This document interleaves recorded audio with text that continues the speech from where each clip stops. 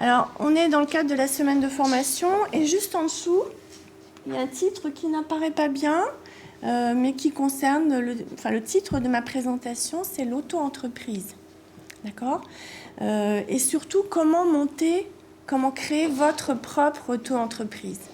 Donc, il y a quelques années, le gouvernement a créé cette possibilité juridique pour relancer l'activité économique et surtout pour permettre à des groupes, en particulier les jeunes, les chômeurs ou certaines catégories de personnes, les personnes âgées, de gagner un peu d'argent. Moi, par exemple, je travaille dans la fonction publique, dans un ministère. Même si ça ne se voit pas trop, dans quelques années, je serai à la retraite. D'accord ? Vous comprenez ? Et à la retraite, on gagne moins. Et donc, comme je veux rester active, j'ai eu l'idée de créer une petite auto-entreprise de formation. Pour l'instant, je ne crée que les conditions légales d'exercice. Je n'ai pas d'activité de formation à part venir ici, mais gratuitement. Ça me prend un peu de temps puisque je continue de travailler à plein temps. Et donc, étape par étape, je crée mon entreprise. L'avantage dans ce système juridique, c'est que quand on ne gagne pas d'argent, on ne paye rien. D'accord ? Donc, on peut prendre son temps pour faire bien les choses. Et que toutes les organisations qui interviennent dans la création légale de cette activité aident les gens à ne pas faire d'erreur. Donc à chaque fois, on a un correspondant. Ça va ? Parle pas trop vite ? Ça va ?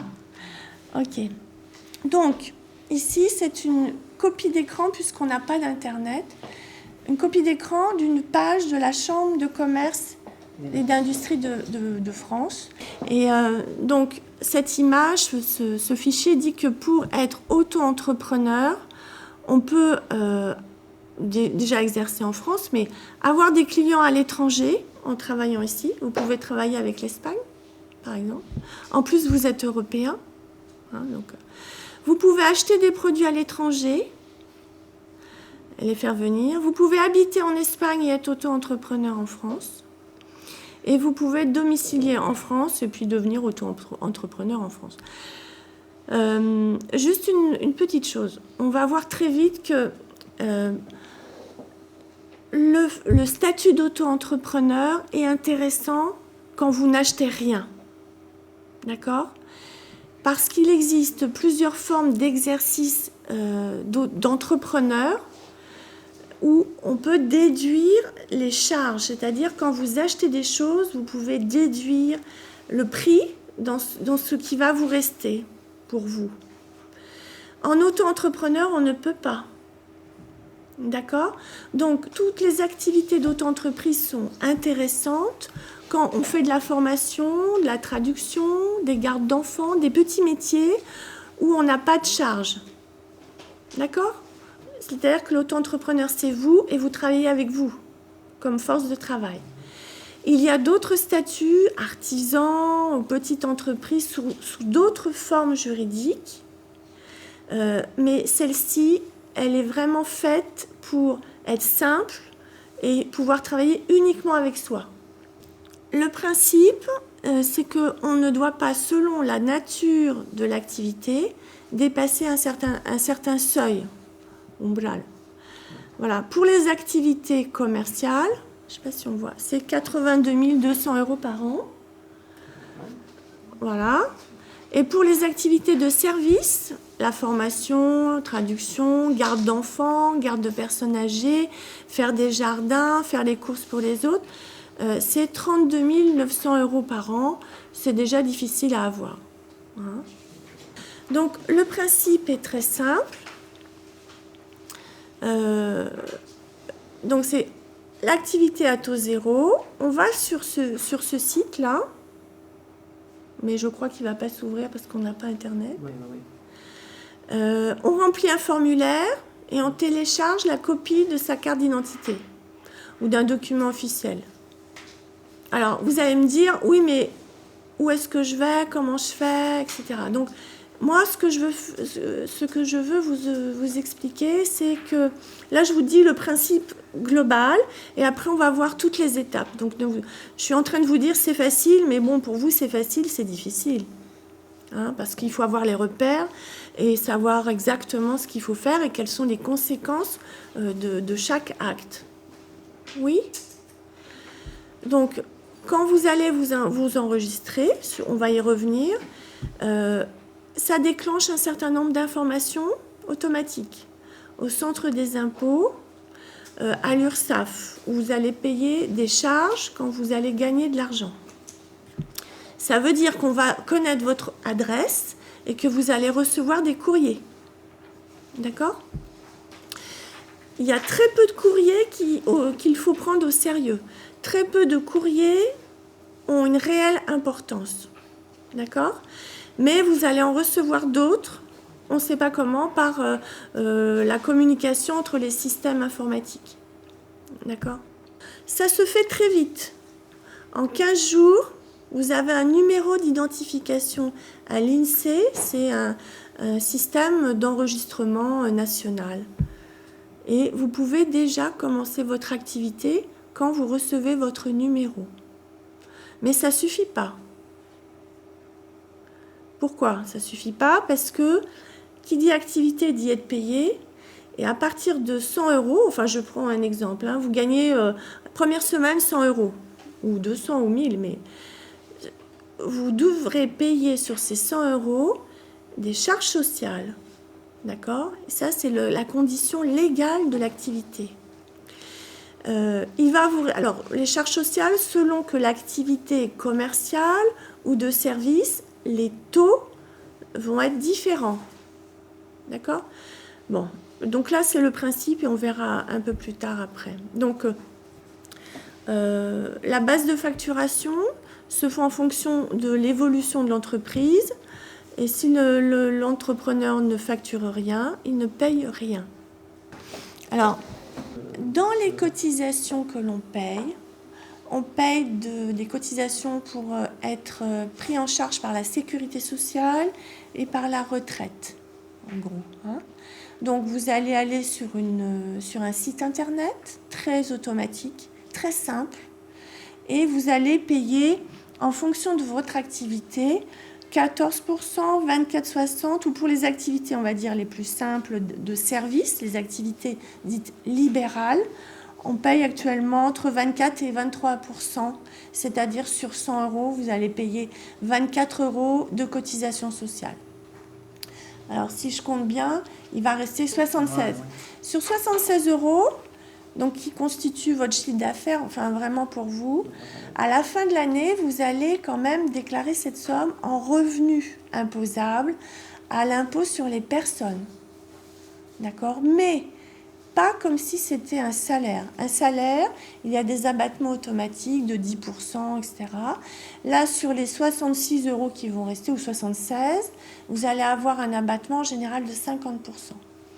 Donc, vous allez payer des impôts sur 38 €. D'accord ? Donc, c'est quand même intéressant. Les 100 €, vous payez des charges et vous avez un abattement. Au final, vous payez sur 36 €, vous payez des impôts sur le revenu. Si pendant un mois, vous n'avez aucun revenu, quand vous remplirez votre déclaration en ligne, vous ne paierez rien de cotisation. D'accord ? Alors, du point de vue de la fiscalité, vous ne payez pas de TVA. C'est-à-dire que vous donnez un cours en espagnol, un cours particulier à 20 ou 25 €. Vous ne facturez pas de TVA pour l'employeur. L'employeur, ça peut être des familles, des particuliers pour les cours des enfants, les préparations aux examens, etc. Et on verra comment se faire payer les cours particuliers un peu plus loin. D'accord ? Là, on parle de la création d'une entreprise où vous allez... je vais prendre la mienne, mais je ne suis pas représentative parce que je n'ai pas d'activité. Mais c'est juste pour vous montrer à quoi ça ressemble. Voilà, moi, c'est ma plaquette. Et sur mes tarifs, j'indique net de taxes. D'accord ? Si un jour, en tant qu'entreprise, Vous voulez postuler à des marchés publics, pourquoi pas, en tant qu'auto-entrepreneur. Vous avez des prix préférentiels puisque les entreprises commerciales ont, elles, un taux de TVA de 20%. Donc, votre prix, au final, il va être très intéressant.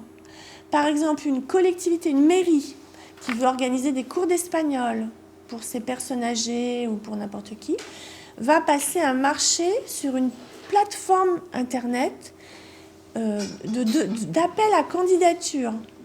Et vous allez répondre. Et dans votre proposition financière, vous indiquerez que vous avez un taux TVA à 0%. Et donc, vous serez compétitif. D'accord ? Mettez ça dans un coin. Il y a des plateformes sur Internet d'appel à candidature à des candidats qui sont des entreprises. Et en créant votre auto-entreprise, vous pouvez candidater. Alors, du point de vue de la banque et de la comptabilité, vous avez l'obligation d'avoir... vous n'avez pas d'obligation d'avoir un compte bancaire séparé. Vous n'êtes pas obligé de demander à votre banque de créer un compte à part, d'autant que les comptes d'entreprise, parfois, ont des frais supplémentaires. Là, vous gardez votre compte privé et du point de vue de votre comptabilité, vous n'avez pas non plus l'obligation d'avoir des registres comptables. Simplement, vous faites un tableau Excel quelque part en 2 colonnes, les rentrées, les sorties. D'accord ? Ce que vous encaissez. À la fin du mois, vous avez le total et éventuellement ce que vous dépensez. Mais dans ce que vous dépensez, vous ne pourrez pas le déduire. D'accord ? Donc le statut n'est pas intéressant quand vous devez acheter des marchandises. D'accord ? Si vous voulez faire de la plomberie et que vous êtes obligé d'acheter des tuyaux, il ne faut pas être auto-entrepreneur. Il faut être artisan parce que les artisans peuvent déduire l'achat des matières premières, mais pas vous, en tant qu'auto-entrepreneur. Mais si les achats ne sont pas très chers, à ce moment-là, oui, vous pouvez réfléchir au statut d'auto-entrepreneur. D'accord ? Alors, j'ai trouvé en espagnol, sur le site de l'URSSAF, qui est l'organisme auprès duquel on paye les charges, une page en espagnol. Mais cette page est un petit peu difficile parce qu'elle présente toutes les formes juridiques des entreprises. Alors que moi, je ne parle que de l'auto-entreprise. Pourquoi ? Parce que l'auto-entreprise, c'est la plus simple et c'est la moins chère. Il faut savoir que selon l'endroit où vous habitez, le département surtout, vous pouvez contacter la Chambre de commerce et de l'industrie, non pas espagnole, enfin peut-être, mais je ne suis pas sûre. Peut-être. Ils viennent, vous leur poserez la question. On peut leur poser la question. Ouais. Mais enfin, en tout cas, tous ceux qui habitent en Seine-Saint-Denis, par exemple, ou dans un autre département, peuvent contacter leur chambre de commerce et prendre un rendez-vous avec un conseiller. Ce conseiller, on peut le rencontrer et lui téléphoner autant de fois qu'on veut pour toutes les questions. Vous demanderez tout à l'heure à la Chambre de commerce espagnole s'il y a des chambres de commerce en région parisienne pour les étrangers. Enfin, pour les gens de l'Europe, par exemple, mais qui ne parlent pas bien français. D'accord ? C'est important de savoir. Je pense que la Chambre de commerce, effectivement, espagnole à Paris, va pouvoir vous recevoir et vous guider. Mais si vous parlez un peu français, vous pouvez aussi aller à la Chambre de commerce et de l'industrie, par exemple, de Bobigny, en Seine-Saint-Denis, qui est la ville où, dans notre département en Seine-Saint-Denis, siège la Chambre de commerce. Les chambres de commerce ont un statut particulier, il y en a un peu partout. Vous demandez un rendez-vous pour créer votre entreprise. Et par contre, vous payez une fois 60 € pour tout le temps. Une seule fois. Moi, je l'ai fait et franchement, je les ai appelés au moins 8 fois. Voilà, donc ensuite, pour s'enregistrer à la chambre de commerce ou en formation, vous apprenez à remplir cette demande d'enregistrement. Alors, c'est un CERFA, vous voyez, tout à l'heure, il y a une de vos collègues qui a parlé d'un CERFA. Là aussi, c'est un CERFA. Donc, vous allez en formation apprendre à renseigner les rubriques. D'accord ? Mais on peut le faire aussi en ligne, sur le site de l'auto-entrepreneur. Le site de l'auto-entrepreneur, on le reconnaît parce qu'il commence par un L. rappelez-vous que c'est le site officiel. Quand vous tapez auto-entrepreneur dans Google, vous avez plein de sites qui arrivent. Le seul officiel, c'est l'auto-entrepreneur, L attaché, AU, tout attaché. Ouais. Donc, pour en tout cas s'enregistrer, donc une adresse légale et puis la photocopie de votre carte d'identité, voire votre passeport. D'accord? Parce qu'il faut télécharger le PDF en ligne en même temps. Alors, quelques jours après, moi j'ai eu ça 15 jours après, donc c'est mes coordonnées, mais c'est public, hein, c'est publié en ligne sur le site de l'INSEE, vous voyez? L'INSEE, c'est l'Institut national de la statistique et des études économiques. Ils font toutes les études officielles dans tous les champs d'activité économique, mais très pointus en France. Donc c'est eux qui délivrent le certificat d'inscription au répertoire des entreprises et des établissements. On le voit, c'est bon. Donc en fait, moi, mes 2 identifiants, c'est celui-là. Et l'identifiant SIRET, c'est le même, mais on rajoute 5 numéros derrière. Toutes les entreprises ont cet enregistrement. Toutes. Voilà, donc j'ai commencé à titre d'indicatif. J'avais pris contact avec la Chambre de commerce au mois de juillet, vous voyez, et j'ai quand même été enregistrée, moi, au mois de janvier. Mais vous, c'est en 15 jours, 3 semaines. Vous n'avez pas d'obligation à demander avant. Alors, les conséquences de cet enregistrement, comme je disais tout à l'heure, c'est que ça déclenche automatiquement une information à l'URSSAF, vous allez payer les charges, et au centre des impôts. D'accord? Alors, on reçoit très peu de temps après une lettre de cet organisme qui s'appelle netentreprise.fr. Moi, personnellement, je ne savais pas ce que c'était. En fait, c'est l'endroit où, pour mon activité de formation, je vais déclarer mes charges. Donc, ils m'ont écrit pour que je m'enregistre. Vous voyez, ils me disent, nous vous invitons à venir découvrir le site officiel qui vous permet d'effectuer gratuitement et efficacement vos déclarations sociales et à prendre connaissance des conditions générales. Mais, moi, j'ai déjà une activité principale de salarié, et peut-être vous aussi déjà. Si vous n'avez aucune activité et que vous devez créer votre entreprise dans ce statut-là, vous n'avez pas encore de couverture sociale. Donc vous allez prendre le statut dans sa totalité, c'est-à-dire ça va vous permettre de bénéficier de la sécurité sociale, de bénéficier de tas de droits à la maladie, à l'hospitalisation, etc., uniquement par votre entreprise. Moi, par exemple, si demain je suis malade, j'ai déjà ma sécurité sociale de fonctionnaire. Si vous n'avez que l'auto-entreprise, vous allez avoir des correspondants des systèmes d'assurance maladie qui ne sont pas tout à fait les miens.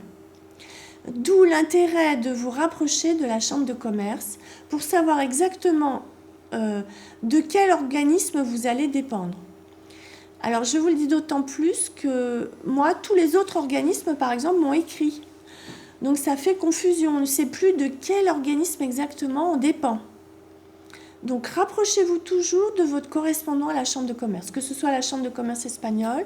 Ils vont vous dire si c'est eux qui sont compétents pour vous, en tant qu'auto-entrepreneur, ou si vous devez contacter, comme moi, une chambre de commerce de votre département.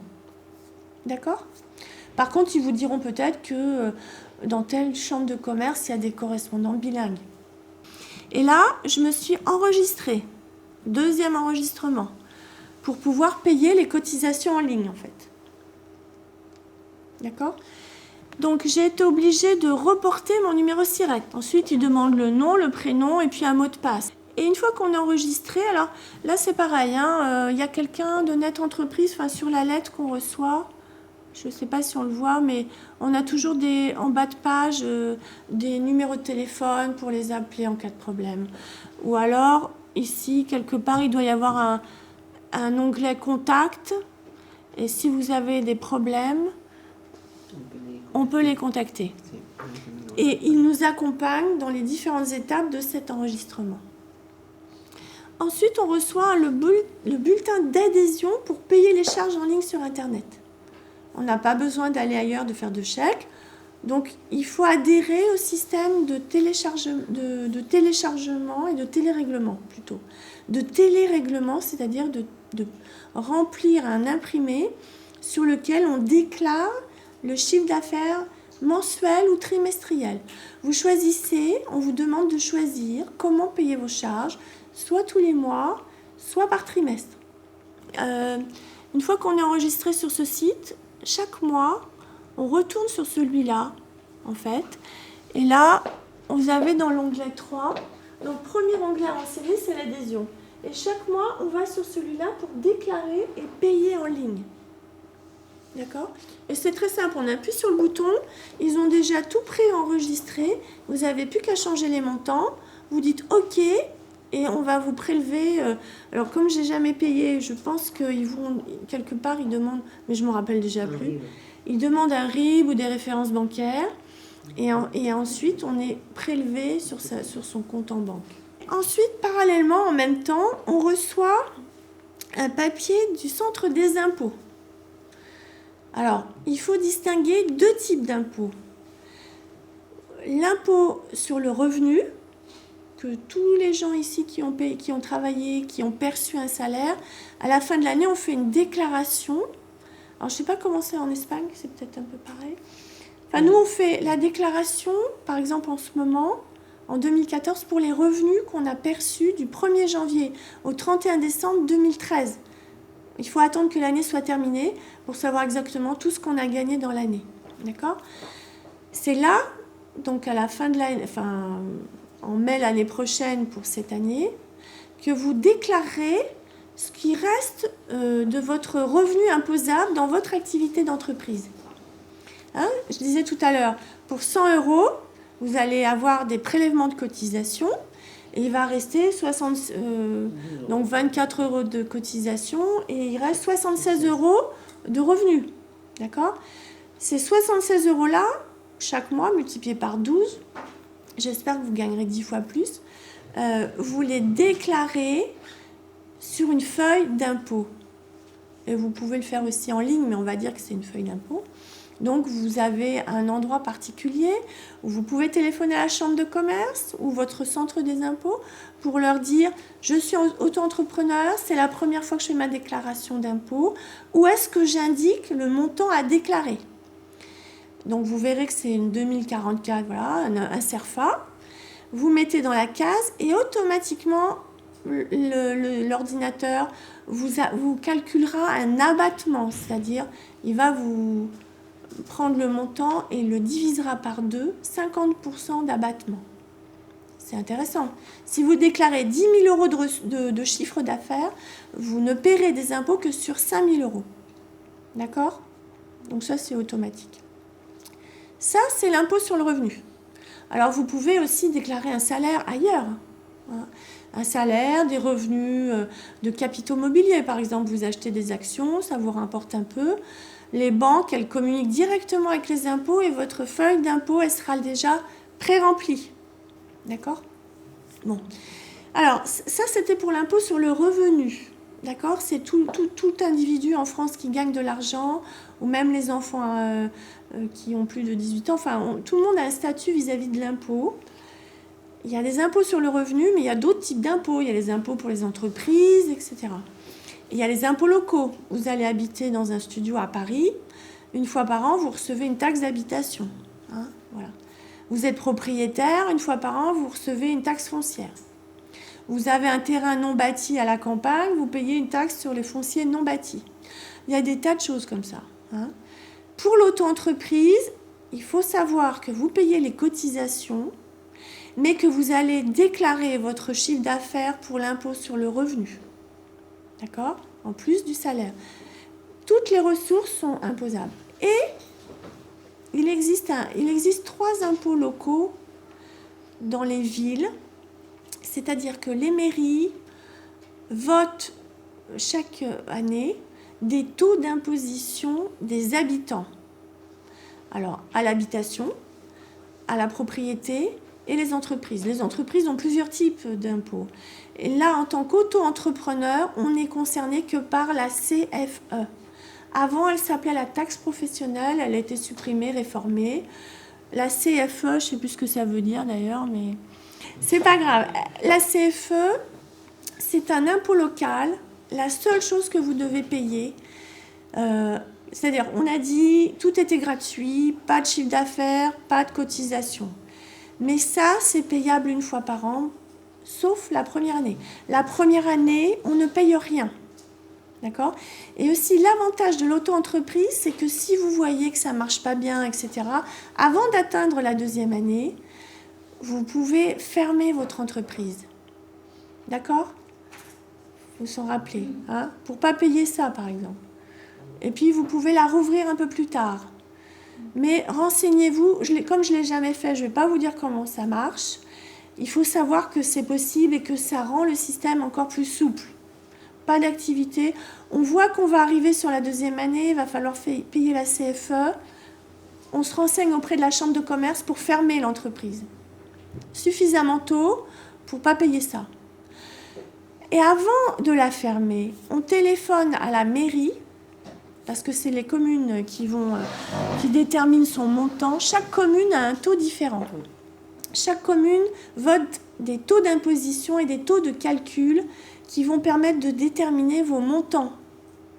Les montants des impôts locaux, ça s'appelle. Impôts locaux. Locaux, c'est le pluriel de local. OK ? Donc la CFE, c'est le seul impôt local pour les auto-entrepreneurs. Il y a eu une réforme il n'y a pas longtemps qui fait que maintenant, il est calculé cet impôt en fonction du chiffre d'affaires. Dans ma commune, moi j'habite à Aulnay-sous-Bois, pas très loin de Saint-Denis, une ville jusqu'au municipal dernière qui était socialiste, donc qui a favorisé les toutes petites entreprises. Et donc on ne paye plus beaucoup. Avant, on payait 500 € par an, c'est beaucoup. Déjà, pour gagner 500 €, il faut beaucoup travailler. Et donc 500 € de CFE, c'était beaucoup. Maintenant, à partir de... Enfin, pas cette année puisque j'ai été créée en 2014, mais à partir de 2015, jusqu'à 10 000 € de chiffre d'affaires, je vais payer 150 € de CFE. Ensuite, si l'année d'après, je gagne 20 000 €, j'aurai une petite augmentation, mais à 170 €. D'accord ? Donc, ce n'est pas beaucoup. Si vous commencez à avoir un chiffre d'affaires, sachez simplement que vous devez payer la CFE et que vous devez téléphoner au service de la fiscalité locale de votre mairie pour connaître à l'avance à combien s'élève le montant de la CFE, pour prévoir vos dépenses. D'accord ? C'est une dépense nette, c'est-à-dire que elle n'est pas récupérable. On a dit tout à l'heure, le statut d'auto-entrepreneur est léger, facile et souple, mais les charges ne sont pas déductibles. Donc ça, c'est de votre poche. C'est la seule chose que vous aurez à payer. Donc installez-vous dans une commune où c'est pas cher. D'accord ? Voilà, moi je n'ai pas déménagé pour autant, mais voilà, c'était intéressant de savoir que c'était moins cher qu'avant. Alors, donc, les impôts nous envoient une lettre avec un formulaire. Donc là, c'est que le haut du formulaire. Vous voyez qu'on nous rappelle notre numéro d'identification. L'entreprise, elle peut avoir un nom d'entreprise, un nom commercial, mais vous êtes toujours propriétaire en votre nom personnel de votre entreprise. D'accord ? Donc, à chaque fois que les institutions vous écrivent, ce n'est pas le nom commercial qui apparaît, c'est votre nom et votre prénom, avec votre numéro sirène. Il faut avoir un projet et il ne faut pas avoir peur, parce qu'il n'y a pas beaucoup de risques. Si vous sentez que vous avez fait des erreurs, hop, vous pouvez arrêter votre entreprise. Toujours par le même site, et c'est toujours facile. On appuie sur un bouton, on est radié. Là, je vais un peu trop vite en parlant. On appuie sur le bouton, on dit qu'on veut arrêter l'activité, pas de problème. Mais il faut attendre un certain nombre de mois, pas beaucoup, pour pouvoir reprendre une autre activité. Une chose que je n'ai pas dite aussi, c'est que quand on se fait enregistrer là, c'est-à-dire sur cet imprimé, on a un code d'activité. Et des codes d'activité de l'INSEE, il y en a beaucoup. pour, par exemple, la formation des adultes, pour la traduction, pour la plomberie, etc. À chaque fois, c'est un code d'activité différent. D'accord ? Et on peut changer d'entreprise, c'est-à-dire on peut créer une autre entreprise avec un autre code d'activité. Parce que vous allez recevoir d'autres documents, d'autres régimes de cotisation qui ne vous concernent pas, par exemple, mais qui vous auront dans leur base de données et qui vont vous écrire. Et vous avez le document, vous dites « qu'est-ce que je fais avec ça ?» Donc vous appelez la chambre de commerce si vous avez un doute et ils vont vous dire « non, ça, vous n'en tenez pas compte ». Donc vous le mettez au fond du dossier. Faites un dossier pour avoir tout sous la main. Il faut savoir qu'il existe, enfin je pense qu'en Espagne aussi, il existe un organisme qui protège la propriété intellectuelle et qui s'appelle l'Institut, en France en tout cas, l'Institut national de la propriété intellectuelle. D'accord ? Ça permet de protéger en particulier les activités, enfin les productions industrielles, les brevets. Hein ? Enfin, vous pouvez avoir inventé un logiciel. Avec Maria, on a traduit un document. On n'est pas propriétaire des droits d'auteur, mais on est en train de protéger nos droits de traducteur et de retranscription. Alors, ensuite, il y a la partie prospection de clientèle. Vous avez des outils, alors j'ai trouvé qu'en Espagne, il y avait les mêmes, évidemment. Oui, pour faire les petites cartes. Donc, on vous propose, vous allez recevoir automatiquement des publicités. Enfin, j'ai pris Vistaprint et Google parce que c'est quand même deux organismes incontournables pour éditer des outils simples pour se faire connaître, pour se valoriser. Voilà. Ensuite, alors j'ai créé une petite page particulière pour les cours particuliers, pour vous parler des chèques emploi-service. Est-ce que vous savez ce que c'est ? Non ? Oui ? Bon. Alors, comme tout le monde ne sait pas, je vais vous expliquer un peu. Les chèques emploi-service, ça peut être des chèques particuliers, mais on va simplifier. Ce sont des chèques bancaires qui permettent aux particuliers, hein, de payer quelqu'un comme vous pour des cours d'espagnol, par exemple.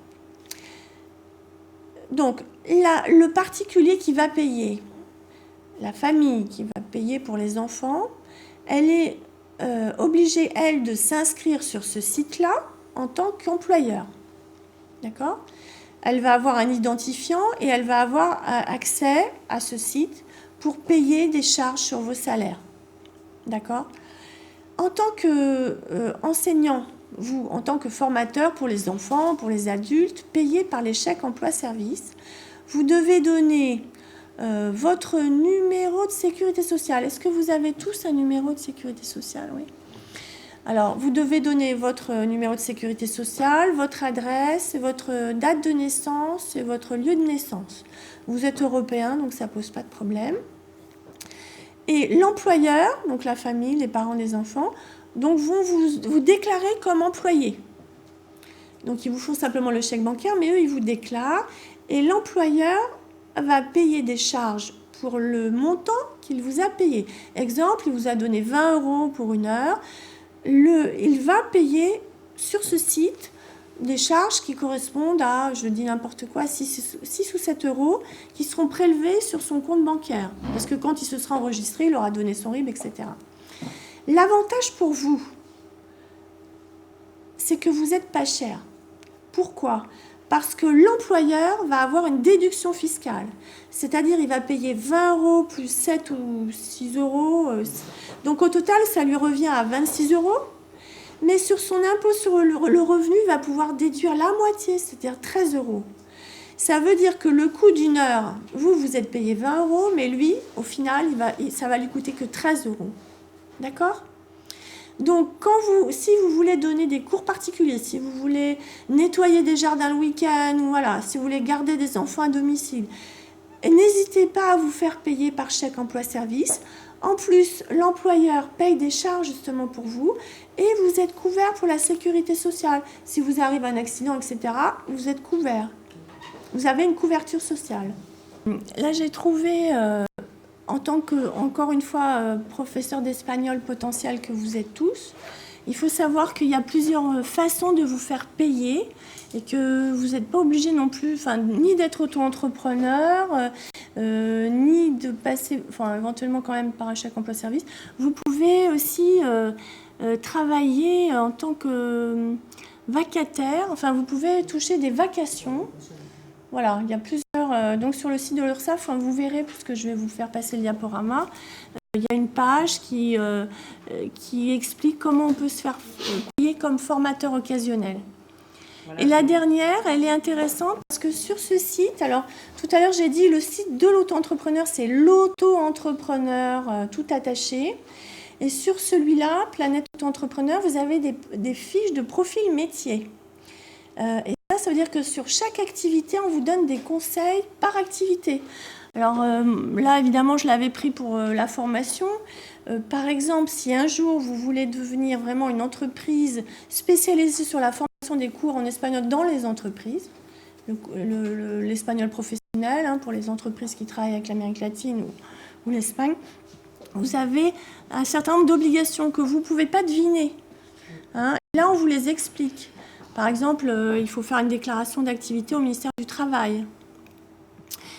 Alors ça, c'est la fiche qui correspond à l'activité de formateur, mais sur plombier, vous en avez une autre, sur chauffeur de taxi, vous avez toutes les obligations. Alors, chauffeur de taxi, c'est un problème très actuel dont il vaut mieux pas parler en tant qu'auto-entrepreneur parce qu'il y a une difficulté aujourd'hui entre les vrais chauffeurs, les artisans taxi et puis ceux qui sont auto-entrepreneurs et qui font du transport.